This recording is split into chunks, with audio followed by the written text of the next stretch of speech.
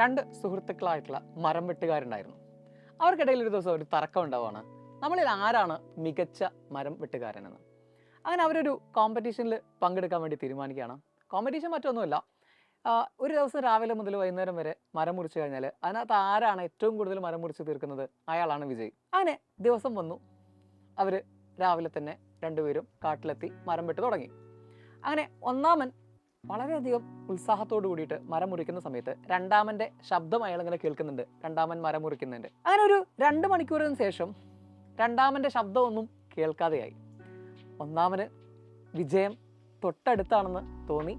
അയാൾ അശാന്തനായിട്ട് പരിശ്രമിച്ചുകൊണ്ടേയിരുന്നു. പക്ഷെ ഒരു അരമണിക്കൂറിന് ശേഷം രണ്ടാമൻ്റെ ശബ്ദം വീണ്ടും കേട്ടു. പിന്നെയും 2 മണിക്കൂർ രണ്ടുപേരും ഒരുമിച്ച് ജോലി ചെയ്തു. അങ്ങനെ 2 മണിക്കൂറിന് ശേഷം പിന്നെയും രണ്ടാമൻ്റെ ശബ്ദം കേൾക്കാതെയായി. ഇയാൾ ഉറപ്പിച്ചു, എനിക്ക് തന്നെയാണ് വിജയം.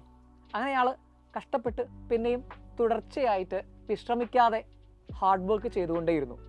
അങ്ങനെ ദിവസത്തിൻ്റെ അവസാനമെത്തി. വിജയം ഉറപ്പിച്ച ഈ ഒന്നാമൻ ഞെട്ടിപ്പോകുന്നത് റിസൾട്ട് കണ്ടിട്ടാണ്.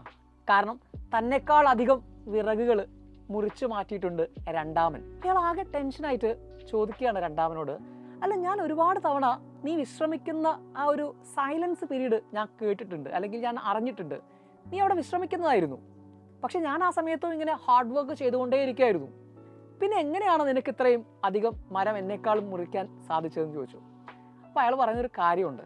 ഞാൻ ആ വിശ്രമിക്കുന്ന സമയം ഉണ്ടായിരുന്നല്ലോ, നീ ഹാർഡ് വർക്ക് ചെയ്യുന്ന സമയത്ത് ഞാൻ അവിടെ വിശ്രമിക്കുന്ന സമയത്ത് ശരിക്കും വിശ്രമിക്കുകയല്ലായിരുന്നു.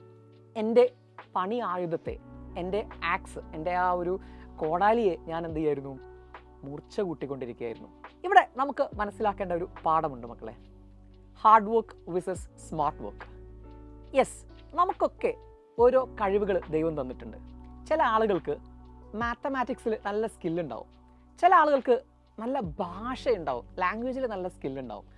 ചില കുട്ടികൾക്ക് ക്ലാസ്സിലൊക്കെ കേട്ട കാര്യങ്ങൾ പെട്ടെന്ന് ക്യാച്ച് ചെയ്തെടുക്കാനും ഉത്തരങ്ങൾ പറയുന്ന ആളുകളെ നിങ്ങൾ കണ്ടിട്ടില്ലേ? ഇവിടെ എവിടെ സംഭവിക്കുന്നതെന്ന് വെച്ചാൽ, നമ്മൾ ആ സ്കിൽസിനെയൊക്കെ പരിപോഷിപ്പിക്കാതെ അങ്ങ് മാറ്റി നിർത്തും. അതൊക്കെ എൻ്റെ കയ്യിലുണ്ടല്ലോ എന്ന് കരുതിയിട്ട് നമ്മൾ അതിനെ മാറ്റി നിർത്തും. എന്നിട്ട് പഠിക്കാതെ ഇങ്ങനെ ഇരുന്ന് പരീക്ഷ വരുന്ന സമയത്ത് പരീക്ഷയുടെ തലേ ദിവസം തല കുത്തി നിന്നിട്ട് പഠിക്കും. കുറേ കാര്യങ്ങൾ നമ്മൾ തലയിൽ കയറ്റി വെക്കും.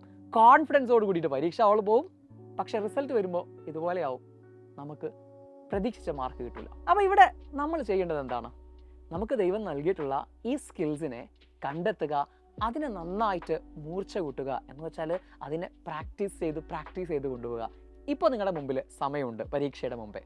അപ്പോൾ ഒരുപാട് തവണ ആ നിങ്ങളുടെ കയ്യിലുള്ള സ്കില്ലുകളെ നന്നായി പരിപോഷിപ്പിച്ച് ഈ വരുന്ന പരീക്ഷയ്ക്ക് ഏറ്റവും മികച്ച മാർക്ക് തന്നെ വാങ്ങാൻ വേണ്ടിയിട്ട് ശ്രമിക്കുമല്ലോ അല്ലേ? Thank you.